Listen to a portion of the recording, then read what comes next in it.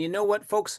Let's go ahead and get started so we're on track. We've got quite a bit of material to go through today.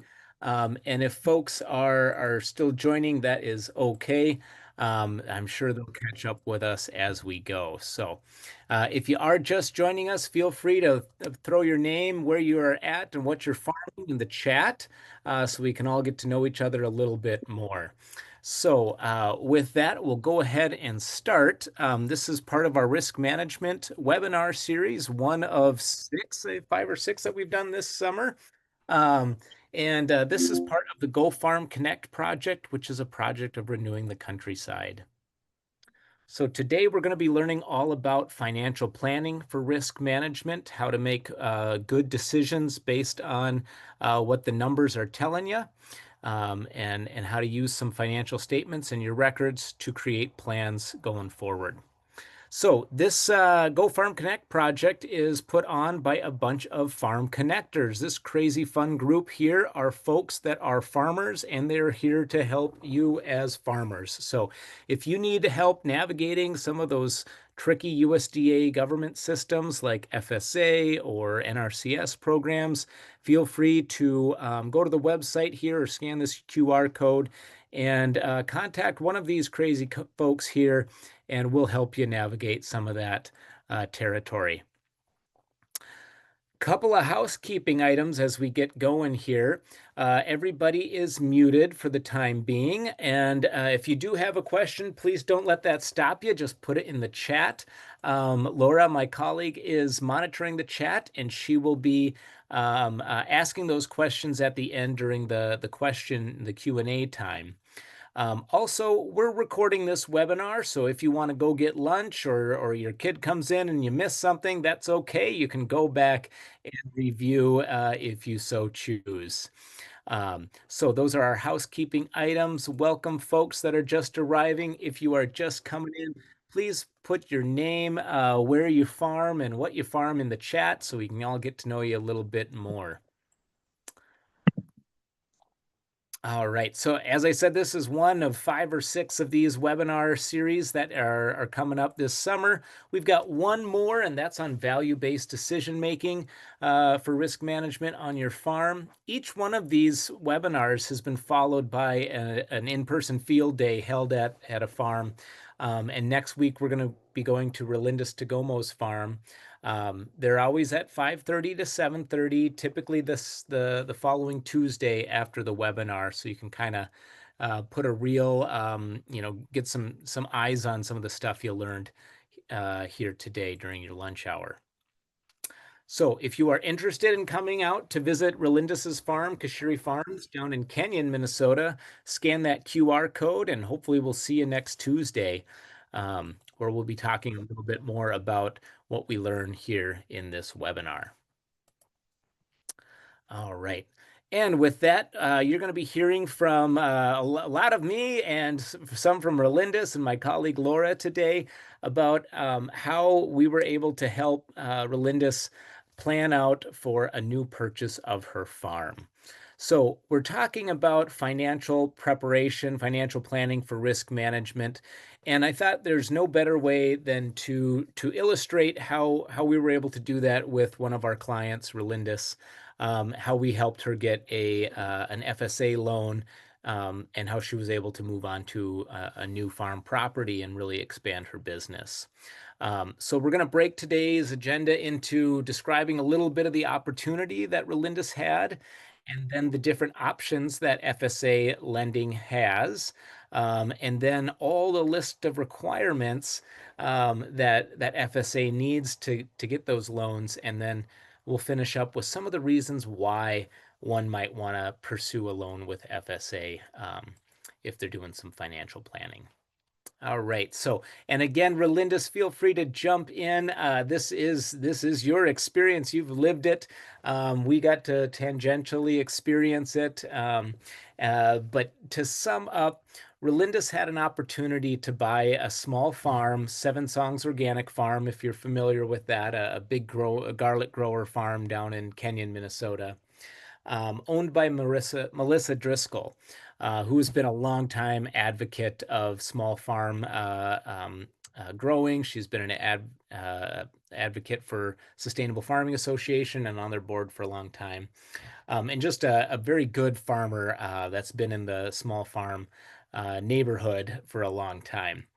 Um, Now, the unique thing about this opportunity was Relindis and Melissa found each other, and Melissa really wanted her farm to go to another farmer who would continue on the business and continue to farm the land. And she was willing to wait and go through the FSA process if it meant that a farmer was going to get her land. So that's a big addition to the opportunity that allowed this to go through. Um, so Kashiri Farms, which is Relindis's farm, was kind of expanding and growing and needing more space. And this came at the perfect time. And so Relindis decided that she would like to go ahead and try to make this purchase happen. Relindis has been growing in her backyard in Roseville since 1997, and it's kind of not even right to say a backyard garden because it was more like a farm. Every inch of it was gardens, and the hills were terraced, and there was apple trees on the hills, and it was just gorgeous. It was a very big backyard. Um, but that's how she started, and she started selling out of her home just some of the abundance of the vegetables she was growing, especially some of those African heritage vegetables. And that's how she started to grow her business. And then she started to farm up at Big River Farms and started to grow more and more. And eventually she got connected with Melissa at the Marble Seed Conference. And from there, they decided that, hey, this might be a great transition for Melissa to sell her place and for Relindis to get some more land and access to more of a farm business. Relindis, is there anything else you'd like? Did I get it all, or would you like to say anything there? No, you have covered everything. So that's a Okay, good representation. Thank you. very good, very good. All right. So that was the opportunity. And Relindis we first met when she joined one of my classes, our Farm Business Basics class.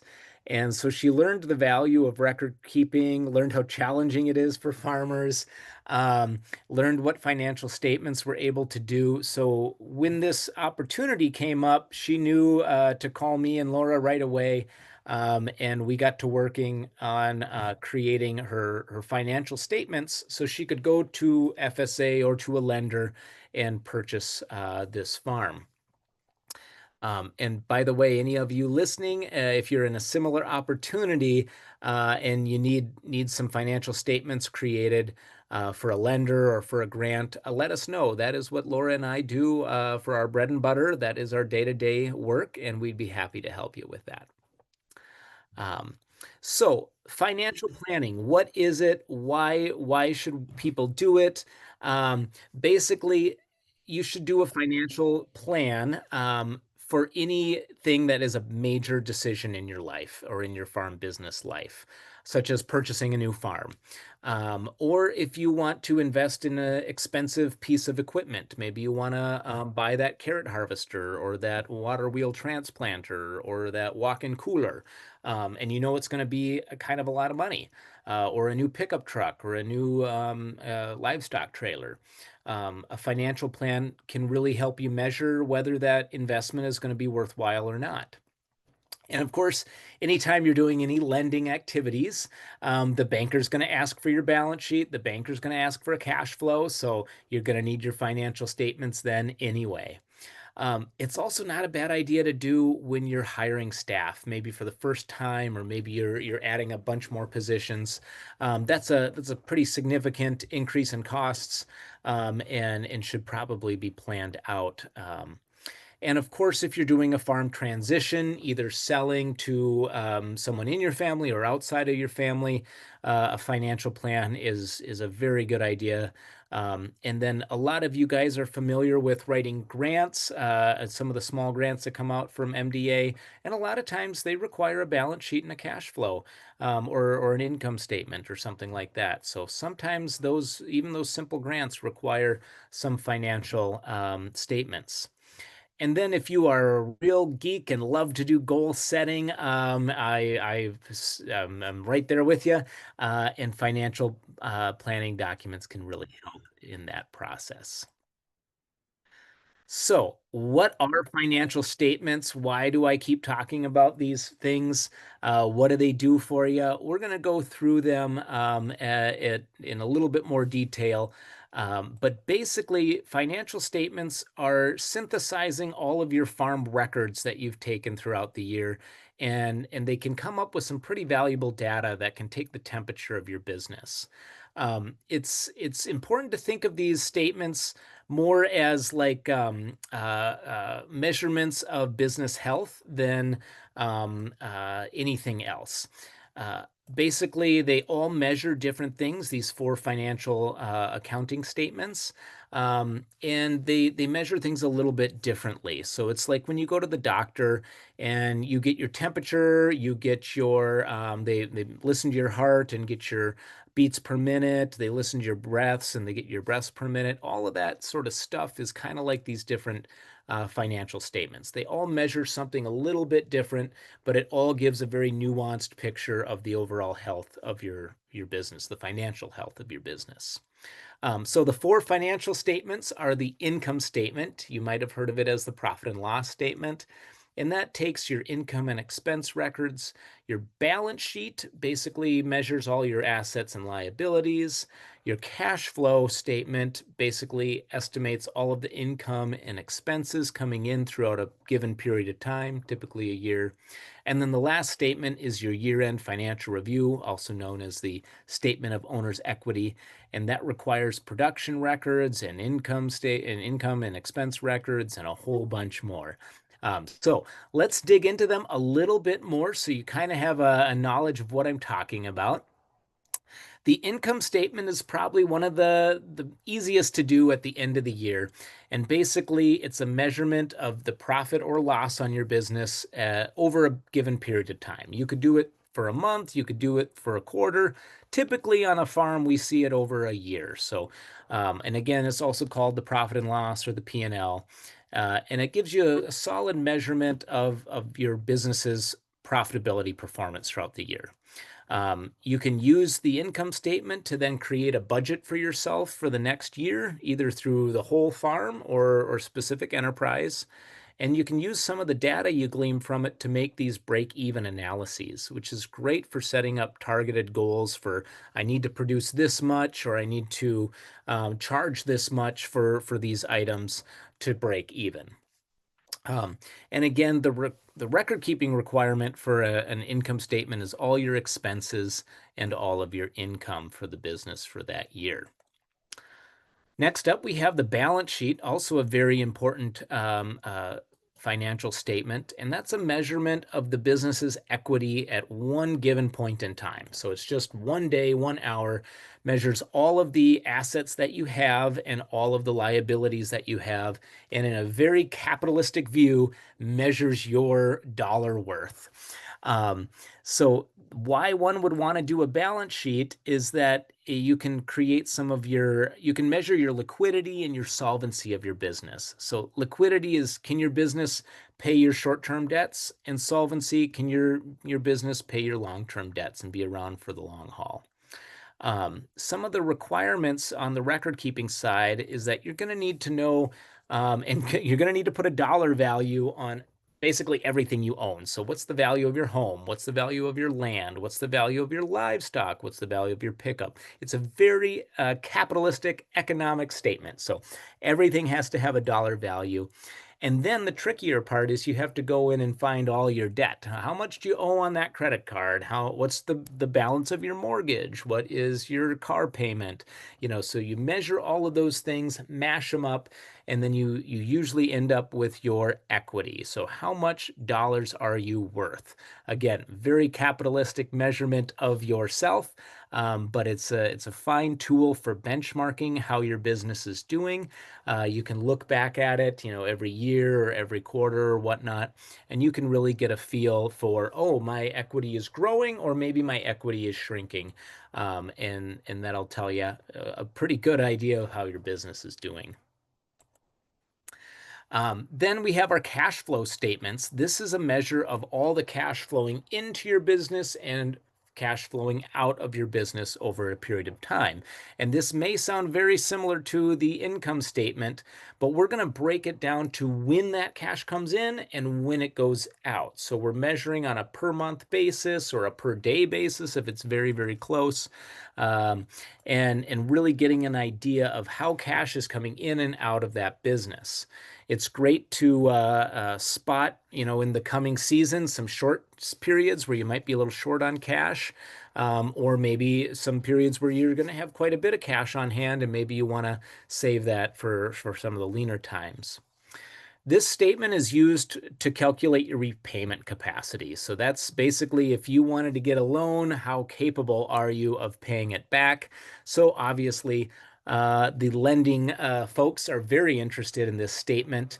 But as a farmer, it's a very good thing to do as kind of like a plan for the next year. How are you going to make money? When is that money going to come in? When are your expenses going to happen throughout the year? So it's just a very good idea for you to do this on your own farm, just so you realize, when you're going to be ahead, when you're going to be a little lean, when you might be behind, and so you can prepare for those things. Um, Basically, what you need to do this is your income and expenses, and you need to know when they're going to occur, at least estimate when they're going to occur. And then if you really want to tie it in and do a real complicated one, you would want to have a balance sheet to go with it. So you can see at the end of the cash flow, have I added to my equity or have I not? Um, and then lastly, I hope you guys are still with me and not in REM sleep. Uh, but the end of year financial review, or it's also known as the statement of owner's equity. This is a doozer and it requires the most records, but it's going to tell you the most about your business. So basically, it's measuring that change in equity over time, typically over a period. It's a little bit different than the balance sheet, where that's just one period of time. And it's basically going to tell you how you got that equity or got that loss.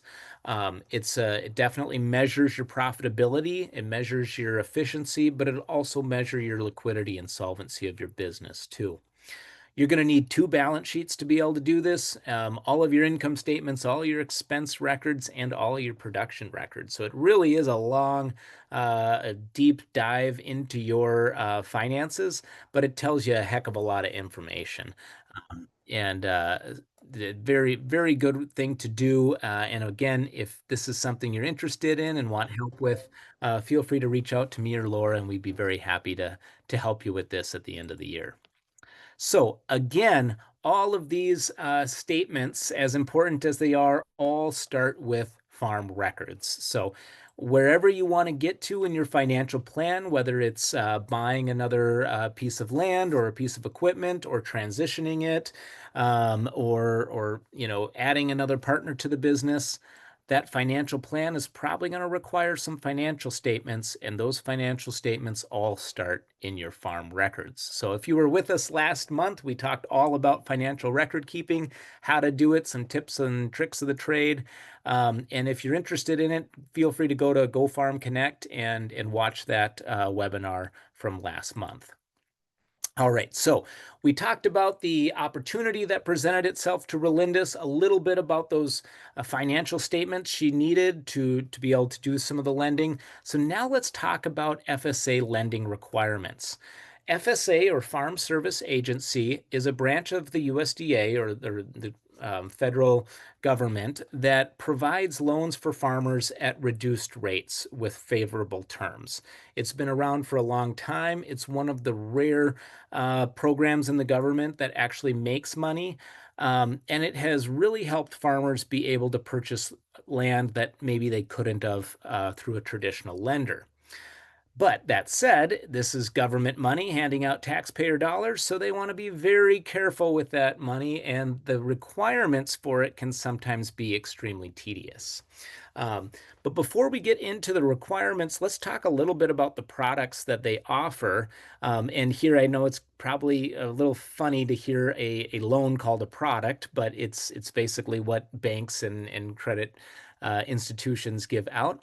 And so FSA has a couple of products that are very unique to them and that you wouldn't find on a commercial lender or credit financial institution like that. So one of their products is the direct farm ownership loan. And this loan is completely housed in FSA. So they are like the banker of this one. They're in complete control of it. And you can use it to purchase or improve property. So if you have a barn renovation that you want to do, this is something you can use it for. If you want to buy some acreage next door, this is what you can use it for. If you want to buy a whole farm with all of it, all the stuff on there, this loan is something you can use. Now, that said, there's a max lending cap of $600,000. So if you're looking for a farm nowadays and it's got like 100 acres or something, you can see that that's not going to get you very far. However, they do share some of the lending with some other private and commercial lenders, and we'll talk about that in a little bit. But now here is the real interesting part. FSA, unlike a commercial lender, can extend that term of the loan out to 40 years. And that can really help lower that monthly payment for a farmer that's just starting up and allow them to get in on that land where maybe a 30-year mortgage or 30-year loan would not allow them. And this this was made a little bit ago, and the rates have gone up to 6% now. But the nice thing is that still a couple percentage points lower than what you'd find at a commercial lender. So again, this is just one product that FSA has because they also do a guaranteed or a participation loan in which they will share that loan with a commercial lender. So again, it's the government providing money, but they don't want to compete with the commercial lenders. So they've decided to create a product that can kind of help bridge that gap, and that's the guaranteed and the participation loans. So basically, FSA will go to the commercial bank and say, hey, we want you to partner with us and help this new farmer get into land. And if you come along with us and help us, we will guarantee 90% of the loan. So to a banker, that's a no-brainer. So if this person defaults, they'd still get 90% of their money back. No brainer. Yep, we'll go ahead and participate in that loan with you.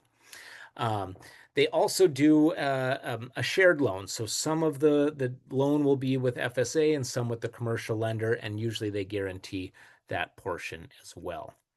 The loans that FSA does in-house are both property loans, so buying farmland or buildings, and then also operating loans. So you can go and get, an operating note, like if you are financing your farm on a credit card right now, you can go ahead and cut that up and go in and get an operating loan at a much lower interest rate.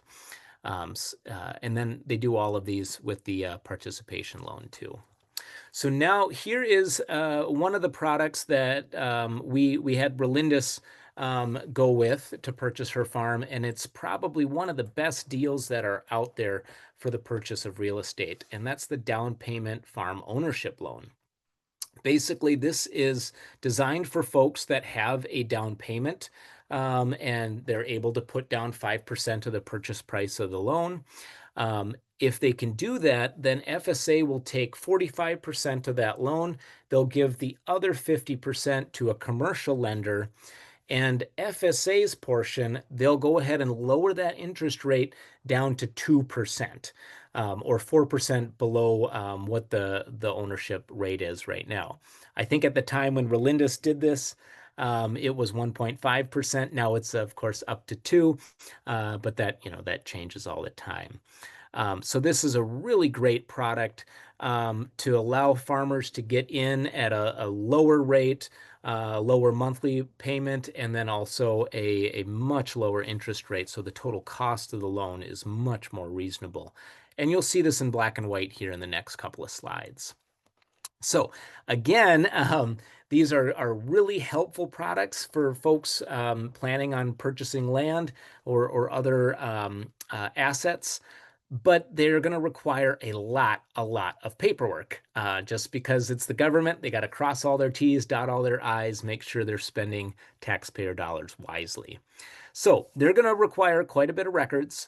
Some of the records is going to be about the property that you want to buy. The other records are going to be about you as the buyer, and that's where those financial statements are going to come into play. So what they're going to require from you as the buyer is a balance sheet. Now that you know all about that, they're also going to require a cash flow projection for the coming year. And they're also going to require a business plan. Now, that sounds like kind of intimidating, but really they're just looking for a two-page synopsis of what you want to do with your farm. They're also going to require 3 years of tax returns. And you might say, well, what if I'm not a farmer yet? How do I get 3 years of tax returns? There are some abilities to substitute. So if you've had like an agricultural education background or a major or something in something ag related, you can substitute a year out. Or if you farm or worked for a farmer, or owned your own business of some kind, they'll kind of sub some of those out. But they really do want a year of farming experience. So if you want to buy land and you haven't been farming yet, I would encourage you to try something, try to do something for a year before going to FSA. So, the first three things here, Laura and I can help you with, and our colleague Nura, we can help you create a balance sheet, a cash flow, and a business plan. The tax returns, that's kind of on you. Um, and they're also going to require 3 years of financial and production records. Now, if we're going to help you do your balance sheet and your cash flow, we're probably going to require that too, or at least 1 year, so we can build those financial statements. Remember, it's all about those records that you have. Um, but FSA needs to see those too. They're also going to ask for verification of off-farm income. So if you have a job off the farm, a W-2 or a 1099, they just need to verify that that is real income coming in off the farm. Same thing for debts. So all your credit card statements, your mortgage balance, they would need to know all of that. And then on top of it all, they're going to pull a credit report. This is a little bit funny to me because they don't use the credit report. It's not why they're lending, not like a commercial lender, but they still require you to pull your credit. Um, so folks with bad credit or no credit, this is a good program to go with because they're not solely based on the credit reports. They're going to be looking more at the cash flow on your balance sheet than really anything else. So that was a lot, but know that you have help here at Renewing the Countryside if you need to come up with any of those statements. Now we're going to look at what they require from the property itself. So the first thing you need to get when you want to purchase property through FSA is the purchase agreement. And this is very counterintuitive to most people because when you go out to buy your first home, usually what you do is you go to the bank and you get a pre-approval letter, then you find a realtor and you go shopping. And finally, when you find something you like, you meet the buyer and you talk about a purchase agreement. It's completely the opposite with FSA. They don't even want to see your application until you have that purchase agreement. So there are some ways around that. You can kind of get a pre-approval letter. They don't call it that, but they can kind of let the buyer know that you are seriously pursuing finances. Um, but it does require you to do quite a bit of homework before you even get to FSA. You got to meet that buyer, you got to talk terms of purchasing terms, and have a signed purchase agreement. We have templates of that and can help you with it, but it is a lot about you and the seller coming to an agreement, and that can be pretty tough. Then once you have your purchase agreement, you're also going to need to get a seller's disclosure of the property. Usually comes right along with it. Basically, that means the seller's going to tell you everything that's wrong with the property and disclose that before you buy it. You'll also need a legal description of the property. Typically, that's even found in the purchase agreement, but if not, you can find it online in any of those county GIS programs. And finally, they're going to require an appraisal of the property.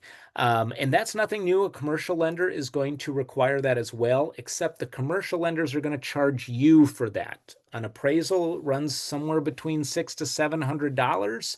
And FSA will foot the bill on that, which is another wonderful reason to start with FSA. No closing costs, no appraisal, none of that, but lots of records. All right, here we go. We have a little bit more to do. The FSA is also going to require that the property gets an environmental and historically significant review. So anytime the government is going to give you money to work a plot of land, they want to be responsible and make sure that there no environmental or historical significant things will be damaged.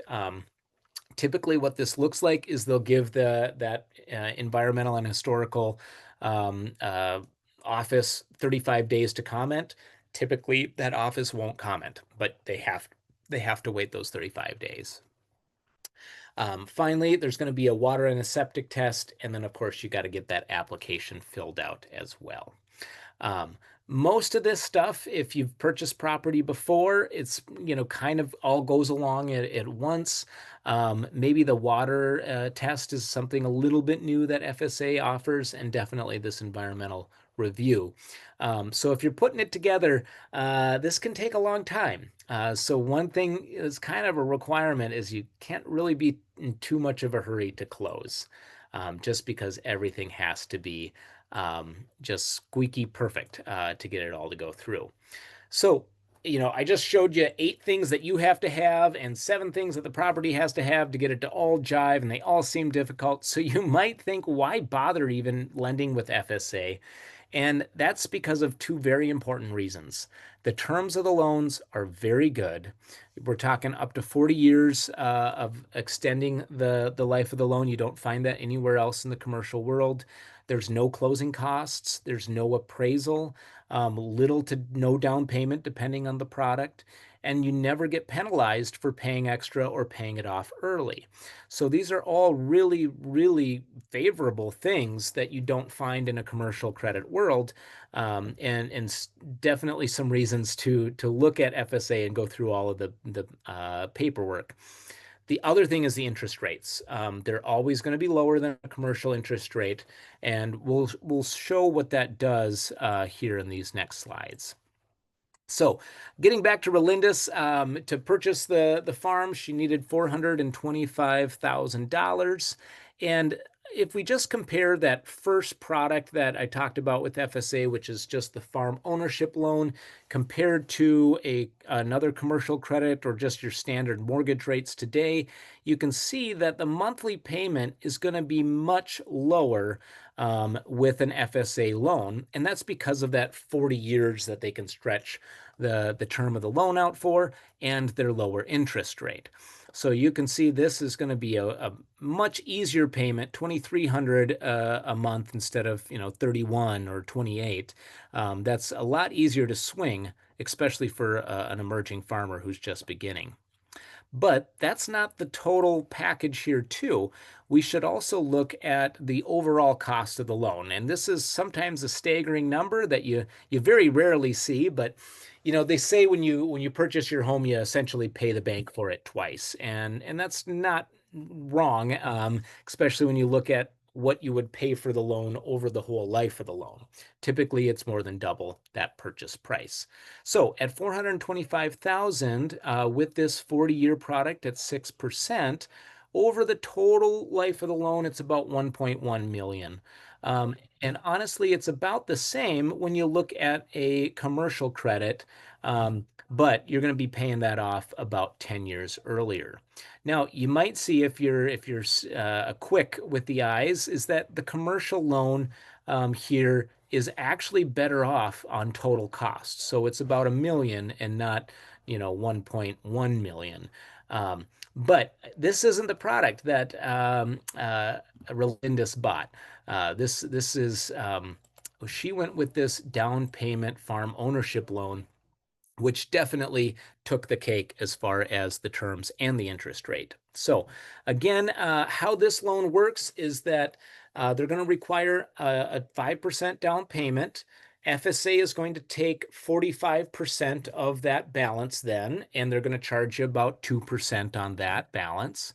And then a commercial lender is going to take the other half, and they're going to charge you their commercial rates, which right now is about 8 1/8%. So what does this look like on the entire cost of the loan and the payments? Well, when we add up, that we have some of this mortgage at an 8 1/8% with Compeer, and then some of this mortgage with FSA at 1 3/4%. Our total payment comes down to 2,500, which is less than what we had with the farm ownership loan. And then the real kicker, the total cost of the loan here, significantly cheaper than any of the other options from commercial or FSA, at about 800,000 instead of 1.2 or 1.1 million. So, is it worth it? Absolutely, it's worth it. If you can look on the long term side of things, you will save literally hundreds of thousands of dollars by going through and doing that initial homework of all the paperwork to get lending with FSA. So do not be discouraged by all of that. Know that you are saving thousands, hundreds of thousands of dollars if you can get through it. But again, it all starts with those records. And, I just want to illustrate some of the stuff that we did with Relindis on Kashiri Farms. We started small. She just had some records of stuff she'd sold out of her home. From there, we were able to build it up a little bit more, and she just had simple sales records. We went in on her bank statements and found some of those expenses she had for the year. We were able to estimate the production that she gave through some of those sales records and harvest logs. And we were able to come up with those 3 years of records to create the financial statements she needed to get this loan. Um, it's baby steps. It took a lot of work, and I think Relindis will definitely say that, and it took a long time. Um, but we were able to use the records that she had to create a balance sheet and a cash flow. And those financial statements told us basically that this was a good investment, that it's possible, and it was going to be good for her overall equity over time. And that was one of those critical things that I like to measure out with clients when I'm working with them. Does this purchase overall, in the long term, 3, 4 years out, does this build up your equity or does it take it away? And in this case, it definitely was contributing to her overall equity. It was another bill that was going to need to be paid and another burden, but overall, it was going to add to her overall wealth. So that was the experience we had. Relindis, any other things I missed? Any tips or little nuggets of wisdom from your experience going through all this? Uh, you covered it all, really, Eric. The only addition, which is also, is that we, although we would have still, we had decided to purchase when we did the class, that was organized through you guys again, the Farmer Farm. U, Oh, yep. Hmm. which reinforced our decision that it was a good one. But that's another good class, and it was through Go Farm Connect with Matt organizing and everything. So that also is a really good class. Yeah, that's about it. All right, so maybe let's open it up for questions. I see a few in the chat, and Laura, if you would like to maybe read some of them, and we can try to get some answers for you guys. So the one question is about contract for deed and FSA. How do they treat that? That was the main question. I put in a link to where folks can check out the FSA loan interest rates. So they update that, or at least check those monthly. So what about contract for deed and FSA? Yeah, so I've done a loan for a client that the 50% section that was going to be bought through commercial credit was bought through a contract for deed. And they respect that. That is just the same as commercial credit to them. So basically they did a 5% down payment. FSA took 45%, and then there was a contract for deed with the parents of this client that took the 50%. I'm working on another one right now with the client who's doing something similar. And uh, contract for deeds can be really, really nice, and very favorable for the buyer and the seller, I guess. And I've bought all of my land through contract for deeds, and I'm very happy with it. You got to trust your seller, though. You got to trust it. If you know, if you don't. Um, but it's an excellent product, and FSA is more than happy to cooperate with a contract for deed.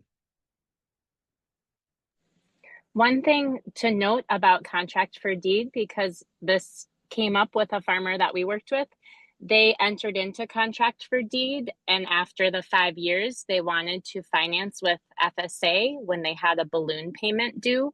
But that is actually not allowed because you are technically the owner. And so, just a caution about that. It's really helpful to check in with one of us or FSA before you kind of enter in and make a plan, because it is a big deal. Very good point there, Laura. Yeah, that's you gotta know those little idiosyncrasies. Um, and I will say FSA does not really do refinancing all that much. They're not real comfortable with it. So they're not maybe the best uh, person or the best product to go with to do a refi.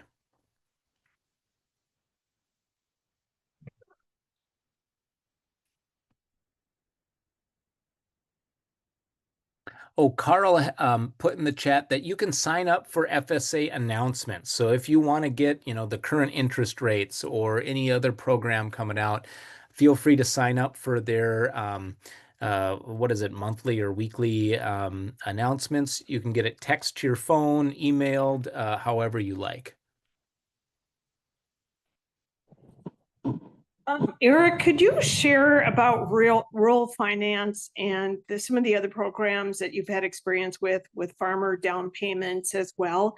Can you touch on that? And, it's not the fastest gun in the West, but if you could please share. Yeah, are you talking about rural development? I haven't had an experience with them. So rural development folks is for basically not everybody but farmers, I guess. Like if you needed to buy a home in a rural area or get a septic system installed and needed financing for it, Rural Finance Authority can help, or I mean, rural development can help with that. There is a client I have that I was thinking about that, but then we found another situation. Um, and now that I said Rural Finance Authority, that's another lending branch of the USDA. So it's not FSA. It's not the federal government. It's the state of Minnesota has their own branch of agricultural lending called Rural Finance Authority. And that product that I talked about, where FSA can share the loan with a commercial lender, you can actually add on Rural Finance Authority into that mix and get that interest rate bought down even lower. So Rural Finance Authority operates very similar to FSA. I'll say they are a little quicker. Their interest rates aren't quite as good. I think right now they're sitting at like 5%. Well, that's the last time I checked. It's probably a little higher right now. Um, but Laura's used them before to get a loan a little quicker. And so it's a great thing. We are so fortunate to be in Minnesota and have a state that is such a big advocate for rural folks and for farmers. Not every state has them, most of them do, but we're lucky that we have Rural Finance Authority.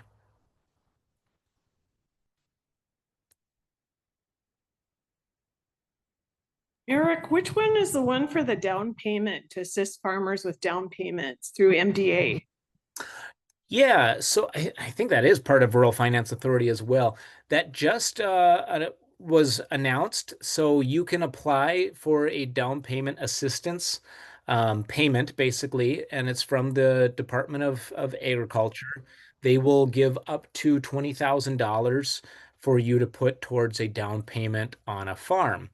The fine print is that you have to be a new or a beginning farmer. Um, and I believe that Laura has just dropped a link in the chat there for the Rural Finance Authority with the MDA. So great program. Again, we are blessed to be in Minnesota where they really value farmers and have lots of programs that help us access farmland and make farming a little easier. I was going to say we had a webinar on Monday with MDA on the down payment assistance grant. And so that was recorded. That should be available on their website very shortly. And one thing that I will say, because I did work with a number of farmers last year who got that grant and purchased land. And if you want to use FSA, it really does, you run up against the deadline to use your down payment assistance grant. And so the more that you can be prepared, whether that's your land search and also having your finances ready to be able to take advantage of FSA, the, clients who didn't have enough time to use FSA, then we used a traditional lender like Compeer and tried to do a participation loan, the beginning farmer loan with RFA, the Rural Finance Authority, to help bring down that interest rate. But it is worth having the time to be able to do the FSA or pursue that financing at least because of the incredible amount that you will save in interest payments. And the deadline to apply for the down payment assistance grant is September 15th. So you can check that out. I'd say if you are applying for that down payment assistance, please reach out to Laura and I or Nura as well, because if you're serious about it, let's start your finances now so that you can get access to FSA or other commercial lenders on a timely manner, because it takes a long time to get these statements done. And also just to add that they should remember it's a lottery. So it's not a guarantee that you would get the down payment assistance. It's a lottery. So great point, Relindis. Yeah.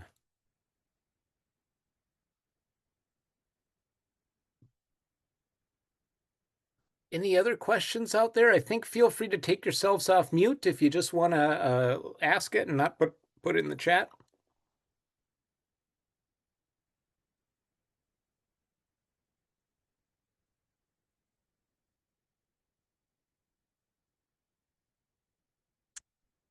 Well, if you do have a question, feel free to link it or to ask it here. But I do want to tell you about one other program that we are fortunate enough to have here in Minnesota called Rural Mental Health. This is a partnership of the Minnesota Department of Ag and Ag-Centric.